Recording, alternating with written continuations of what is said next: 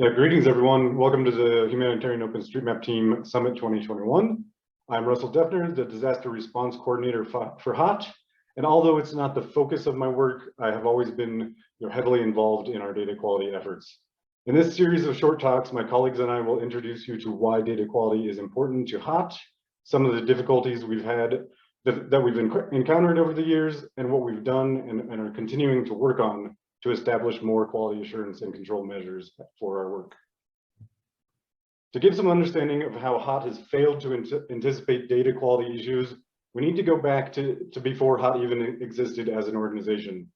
In 2008, and even before that, going back to nearly the beginning of OpenStreetMap, many people were working on how to utilize OSM for disaster and humanitarian aid. What they learned was, one, that people were very much willing to contribute to OpenStreetMap for humanitarian causes, and two, if you're really successful at this and get lots of people editing in the same area without a way to manage that, many duplications of features, conflicts, and other problems will happen. So in order to have many people editing an area simultaneously, the world needed the OpenStreetMap tasking manager. The developers didn't set out to build a quality assurance tool necessarily. It was really more of a people management system, but it was immediately discovered that the tool was kind of coming with an assumption that people would be fairly savvy in OSM editing, which is definitely not the case. Many people were found to not be mapping well at all, or accidentally marking tasks complete when they weren't, which resulted in needing to find and correct those errors after a project was complete, which is not the best way of handling data quality. So even before its official launch in September 2011, a validation stage was added to the workflow of the tasking manager. Version 1 of the tasking manager had a very good run with mostly minor fixes and enhancements to the tool over about 3 years. However, it wasn't the most appealing or easy to use interface. There were some things it could not do, such as use arbitrary shapes instead of the default task squares. And we knew that we needed to be more inclusive. Simply, the tasking manager needed a way to be translated. So in July of 2014, version 2 of the tasking manager was developed or released.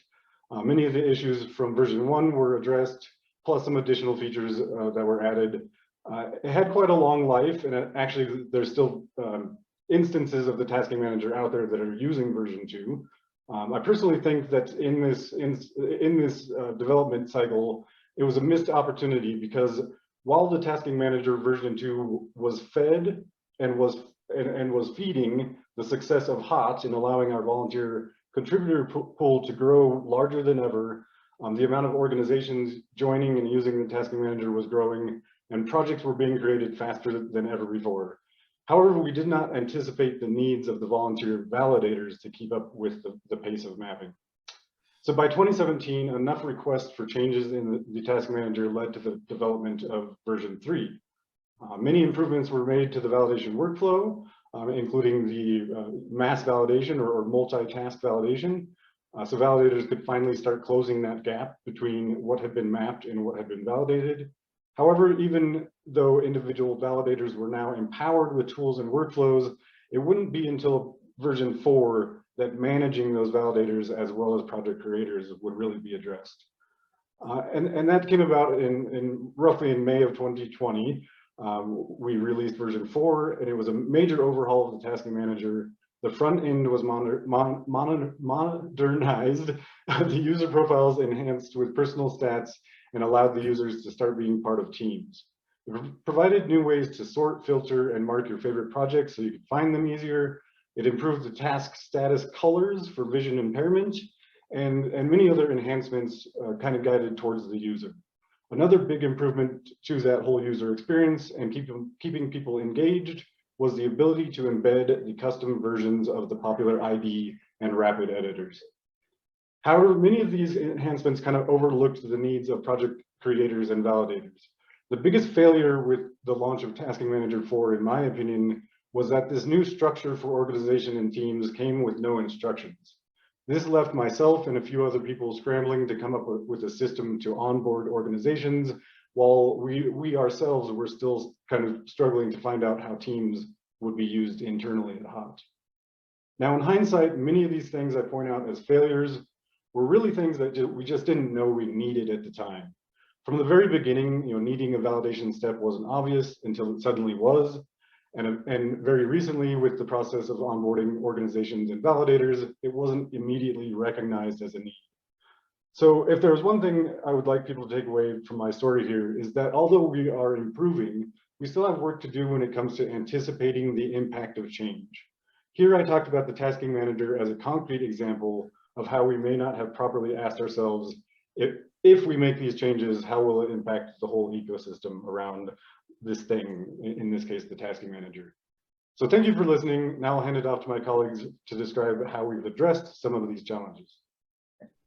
Okay, so good day, everyone. I am Feye Andal, and I'm part of the HOT validator endorser team.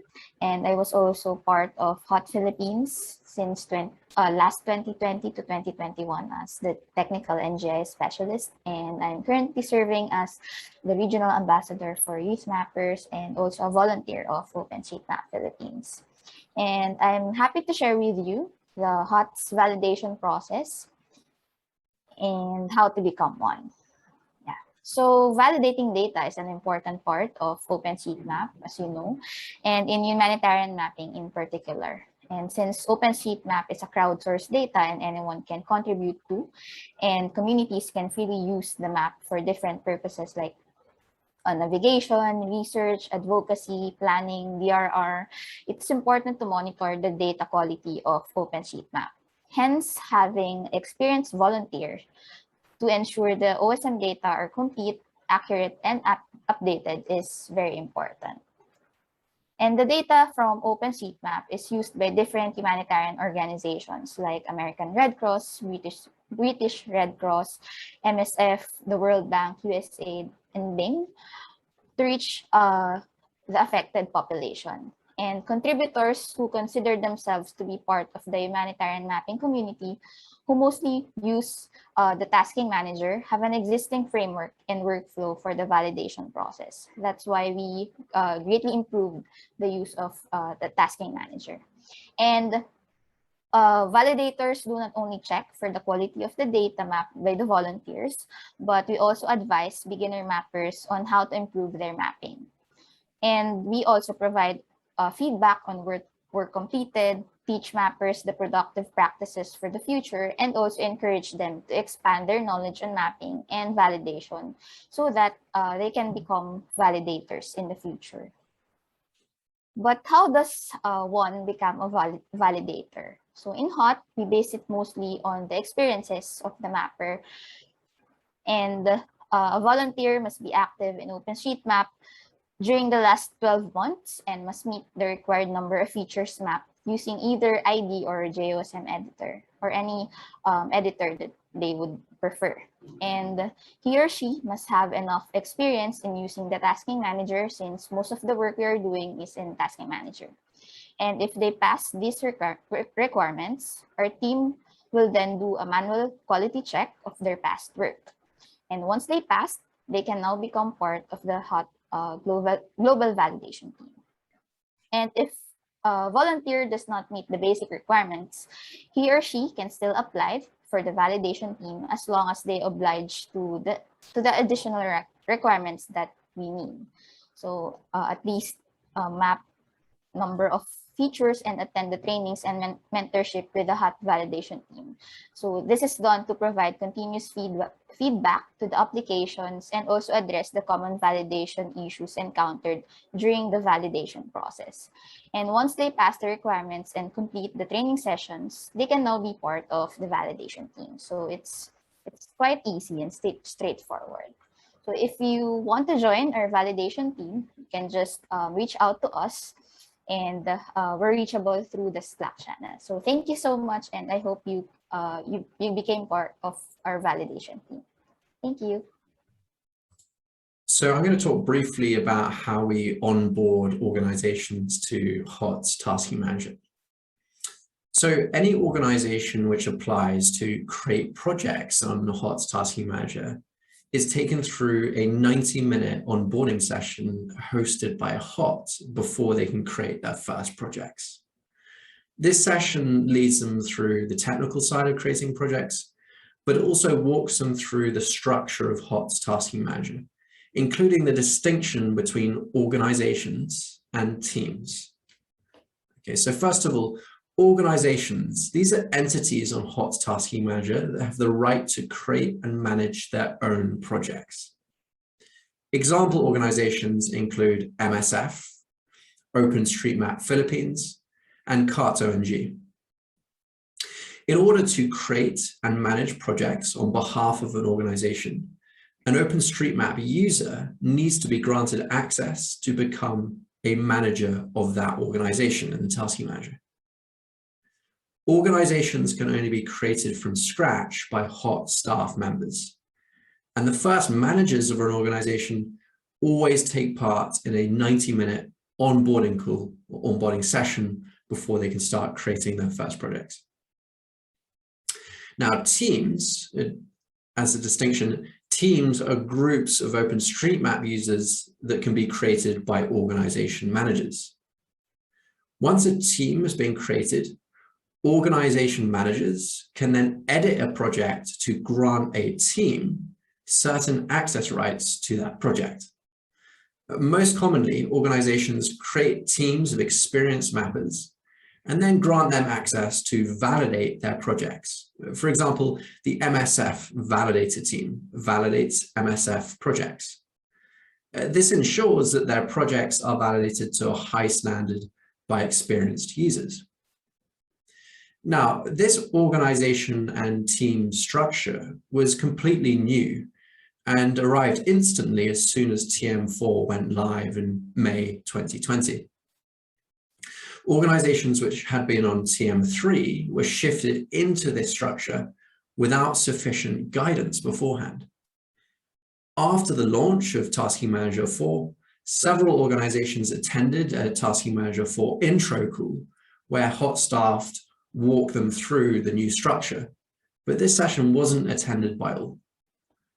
Many organizations had a large number of projects that had carried over from the old Tasking Manager.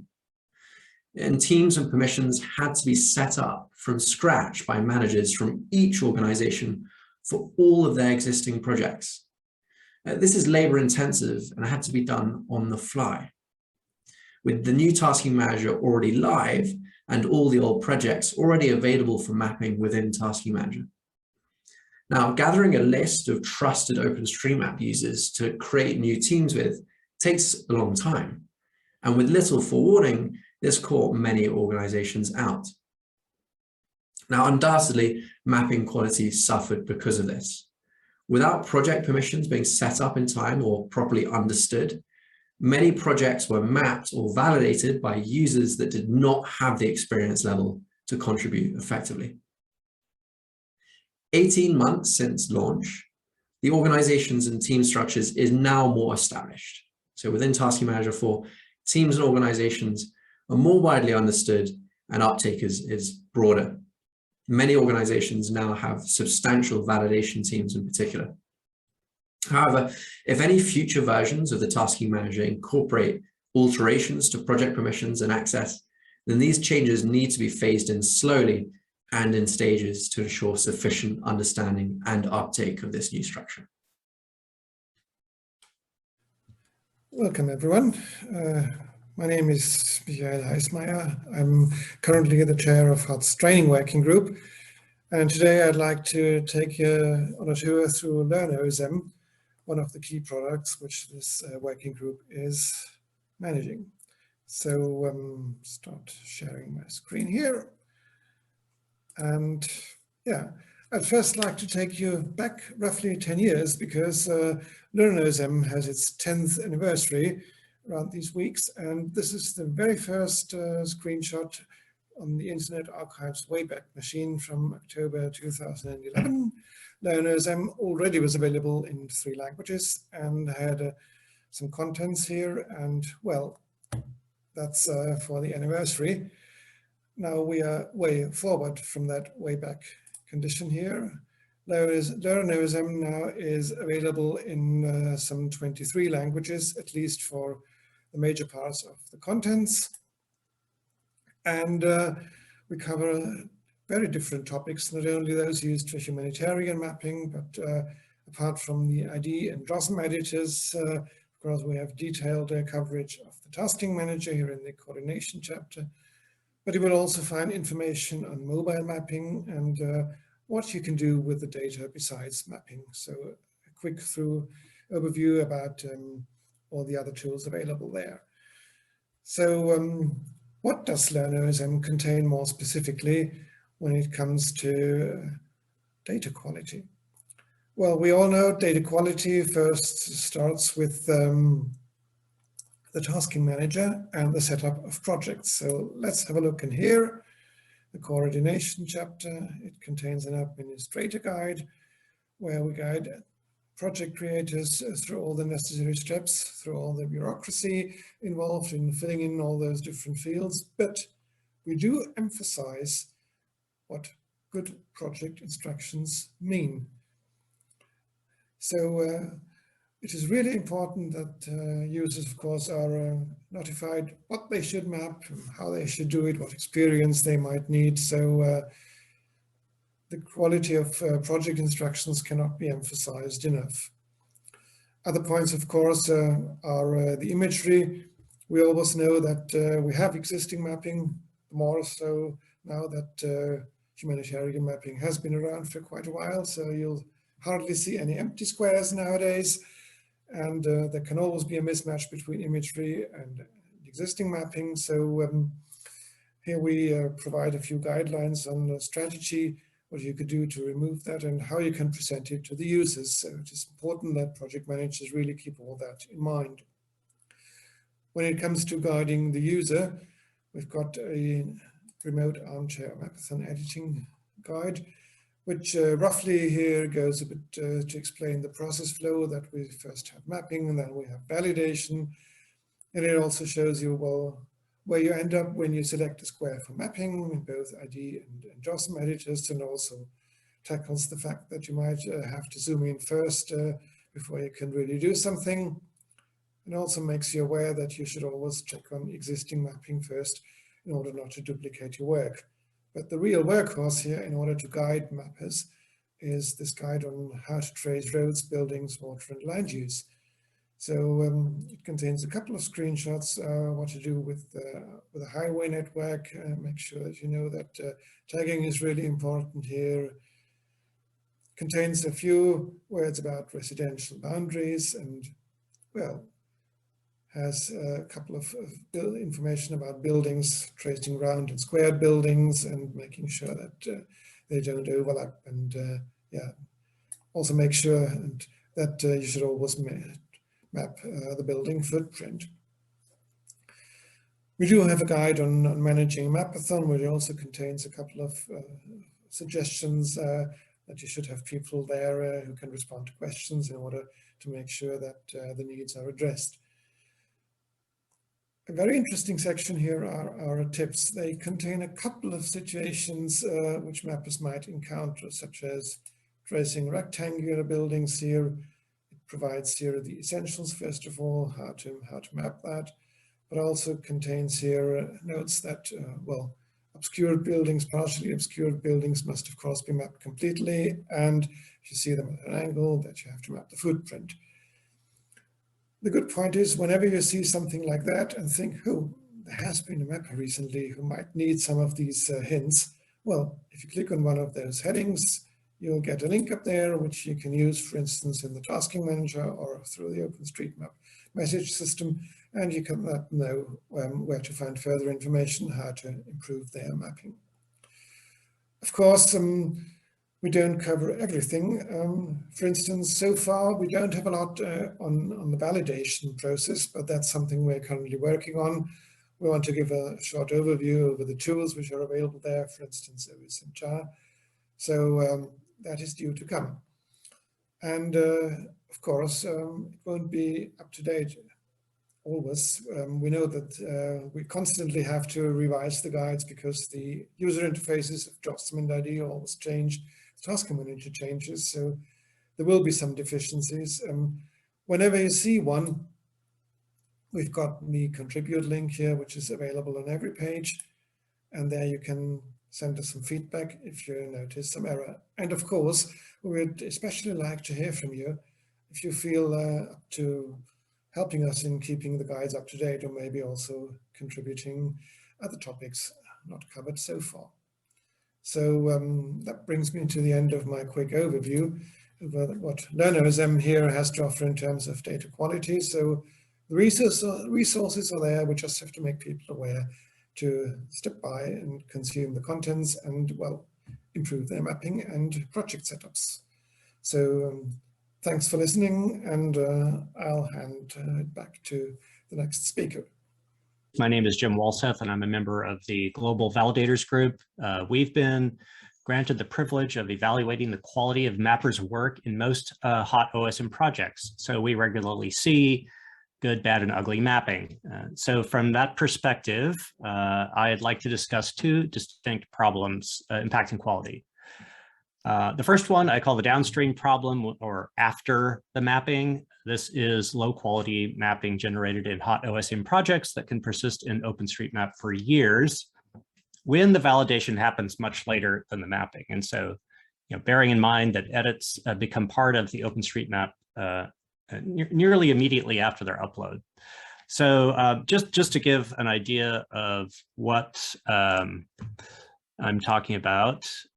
So here's just a few examples of a typical kind of mapping that needs more attention: overlapping buildings, odd shapes surrounding areas that aren't buildings, incorrect tagging, etc. So this is not egregious work, but it is something that somebody's going to see in the map potentially for a long time in OpenStreetMap. So again, how does that occur?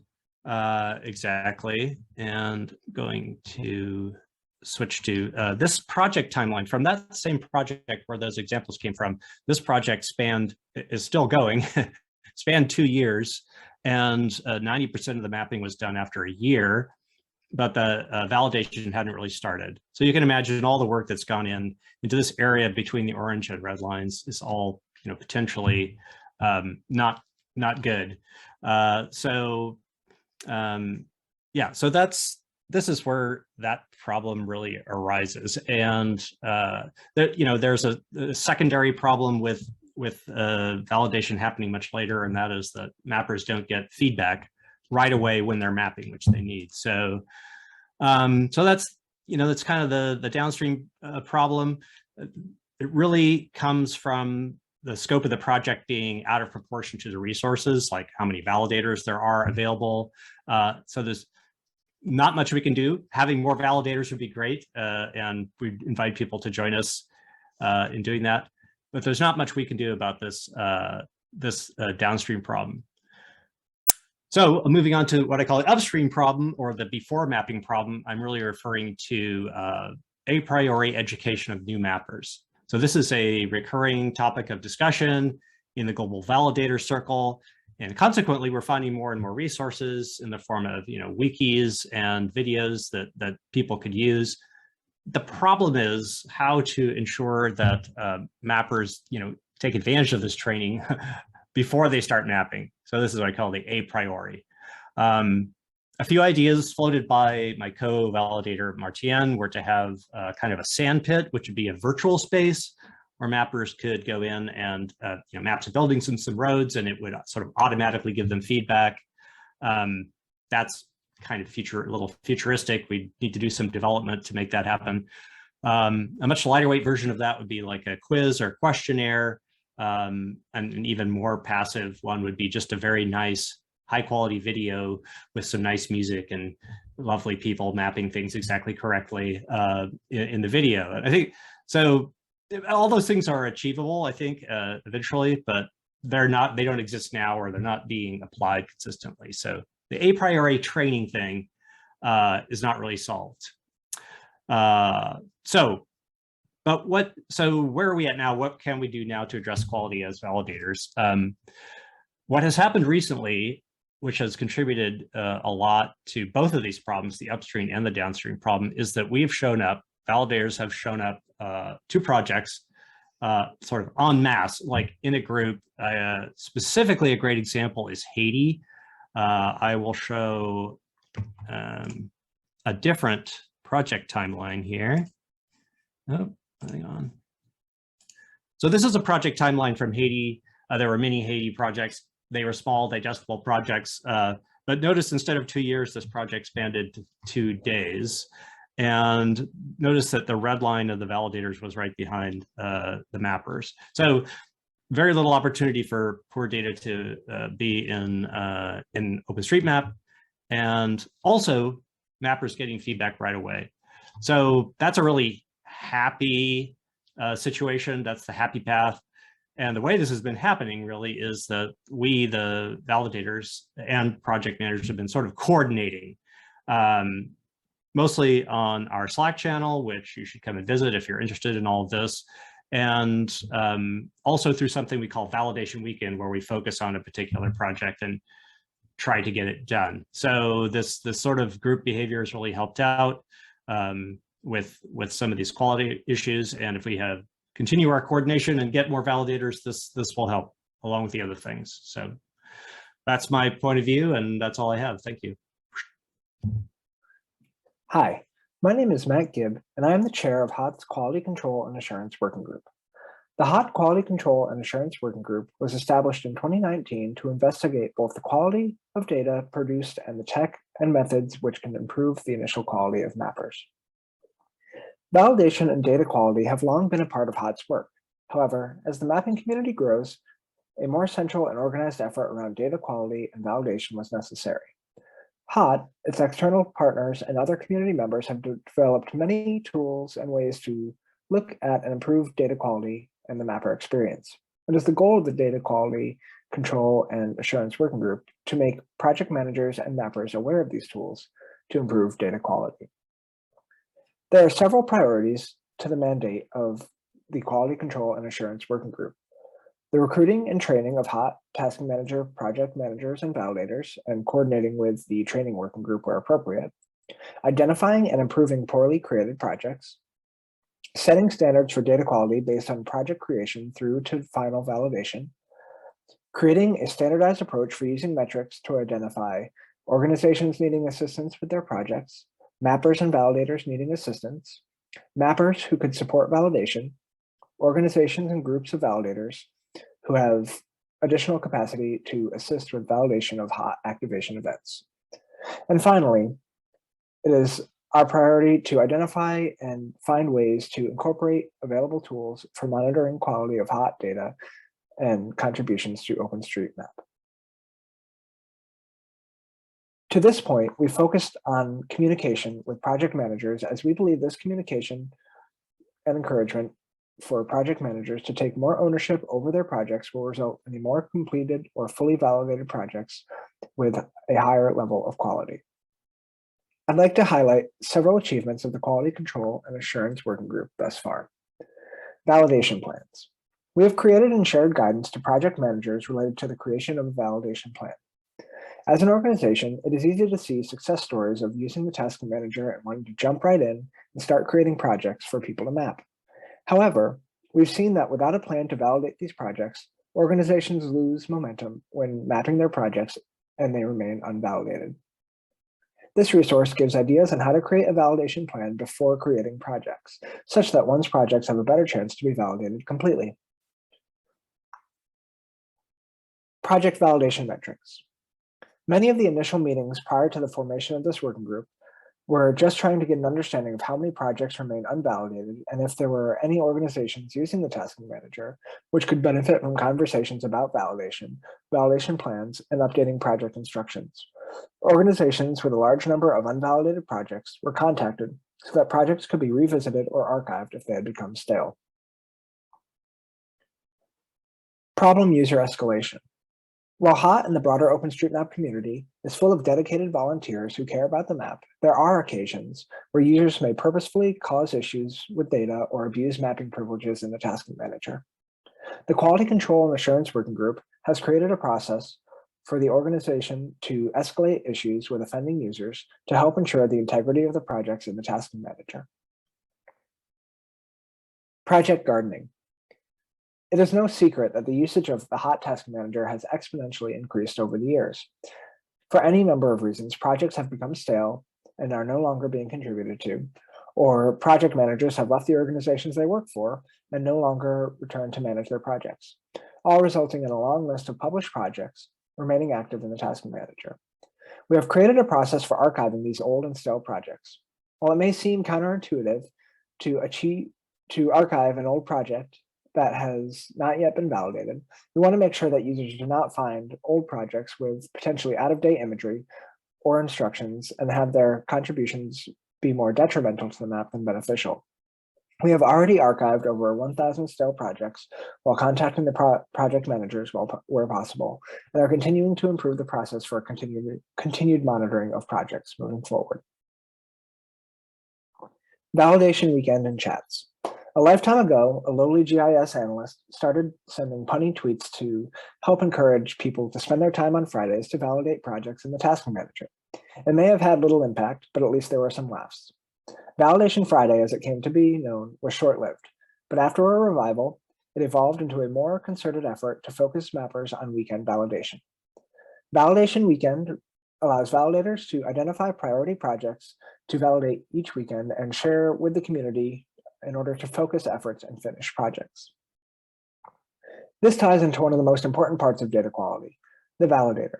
Validators tirelessly spend their time providing feedback to the growing number of new mappers and making sure that projects in the Task Manager are providing accurate and quality data to the specifications required by the project. Recently, hot validators have started hosting sessions to identify issues facing data quality and validators in general. These sessions allow for validators to share their concerns, ask questions of each other, and share knowledge, tips, and tricks for validating. The discussion around data quality is incredibly important when it comes to HOT and OpenStreetMap. If you are interested in joining the Quality Control and Assurance Working Group, please reach out to data-quality@hotosm.org or join the Quality Control Working Group channel in the HOT OSM Slack workspace. We're looking forward to working closely with HOT's new data team, which you will hear more about shortly. Thank you. Hello, everyone. Welcome to the HOT Summit 2021. My name is Rebecca, and I'm the HOT Internship Data Quality Coordinator. A brief background about the internship. So the Humanitarian OpenStreetMap Team's Data Quality Internship is a 12-week program, a remote opportunity for all global applicants. And it is a chance to become deeply involved within the Humanitarian OpenStreetMap team and the community while gaining transferable geospatial skills. So I've been involved in 3 data quality internships in the last 2 years, involving 100 participants. Interns are led through a series of webinars hosted by a range of geospatial professionals in the humanitarian mapping.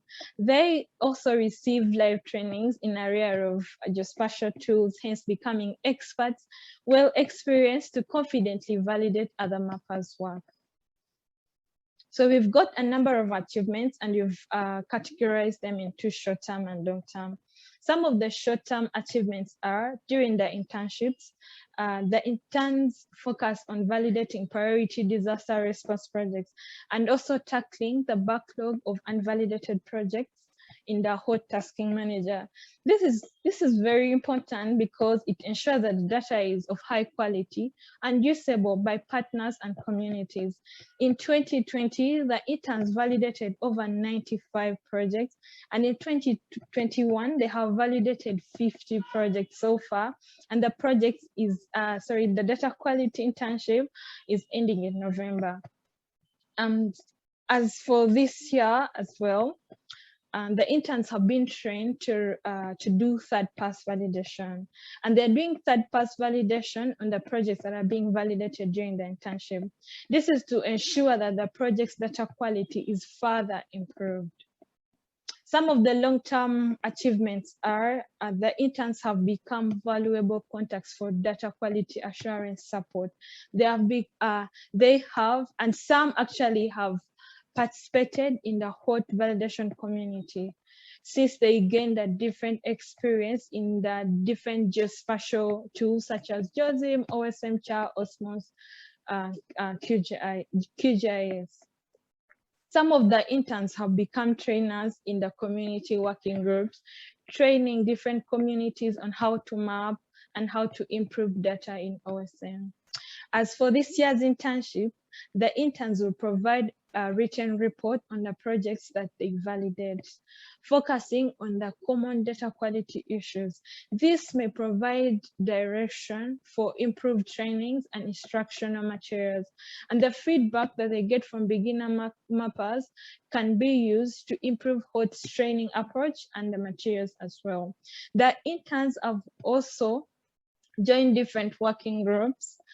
For example, the validation working groups, the community working groups, to participate on conversations in regards to improving the data quality. We got external support. Meta, Contour, Mapbox, OSGeo ran skill sharing sessions for the interns. And this involved training the interns on how to use tools which the organizations had created. For example, Disaster Ninja, OSGeo Live, Rapid ID.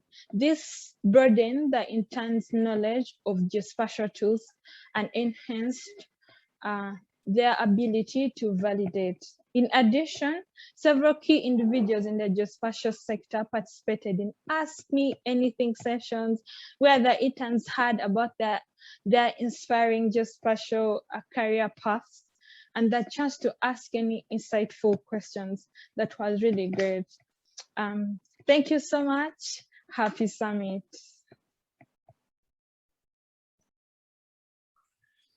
Hi everyone. So I'm gonna tell you a bit more about HOT's new and shiny data team.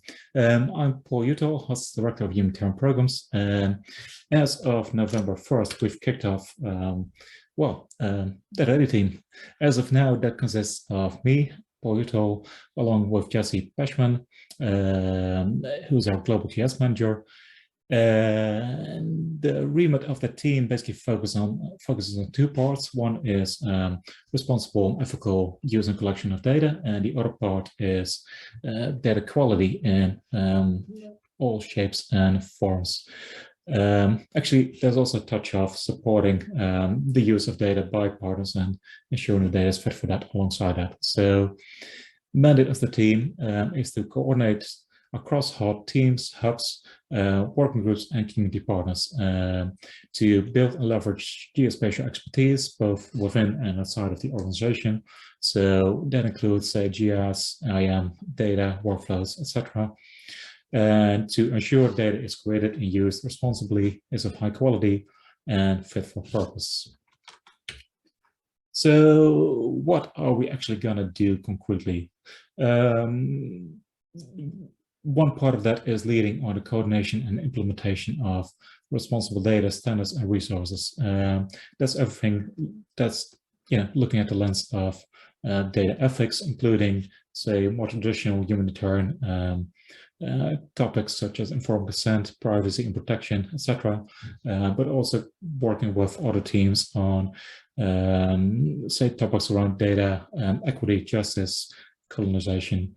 One part of this and how it actually breaks down into working is looking at data principles, but also data security, data quality, including questions around, say, validation. But I would highlight this doesn't just focus on, say, remote mapping and remote sensing, so everything from satellite imagery, but definitely also is looking at, say, mobile and local data collection. So we're taking a bit more of a holistic view of data quality for this. Also, we'll be looking at, say, data workflows across the entire data collection and contribution process. And the other part of this is to support the use of open data and OSM to better inform decision-making across our team and organization, but also with partner organizations. So one part of this is to develop new data partnerships with other organizations, both community partners, but also NGO and potentially also government partners, to figure out how we can best incorporate and include OSM in their decision-making, interventions, and their work. And to this end, also working closely with the new Impact Partnerships team. What does this mean for data quality? Yeah, just highlighting here again, we're not just going to focus on remote mapping and remote sensing. We'll also be focusing a significant part of our efforts on basically increasing the quality and raising the bar on local and mobile data collection. This means also a lot of work on technical guidance and resources.